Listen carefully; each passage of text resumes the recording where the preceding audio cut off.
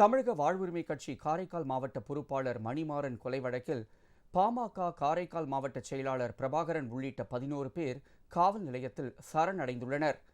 தமிழக வாழ்வுரிமை கட்சியின் உட்கட்சி தேர்தலுக்கான விருப்ப மனு பெறும் கூட்டம் மயிலாடுதுறையில் நடைபெற்றது. காரைக்கால் மாவட்ட செயலாளராக பொறுப்பு வகித்த மணிமாறன் இந்த கூட்டத்தில் பங்கேற்றுவிட்டு காரில் காரைக்கால் புறப்பட்டுச் சென்றார்.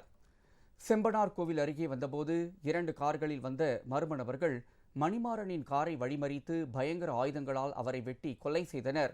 இது தொடர்பாக 5 தனிப்படைகள் அமைத்து போலீசார் மர்ம கும்பலை தேடி வந்தனர்.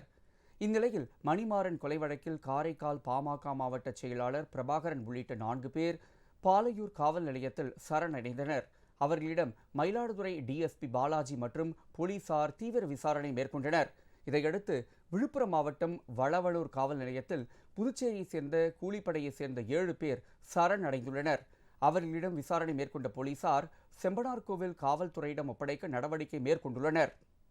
நீங்களும் செய்தி வாசிப்பாளராக விருப்பமா? நேரடி பயிற்சி அளிக்கிறது ராஜ் டிவி.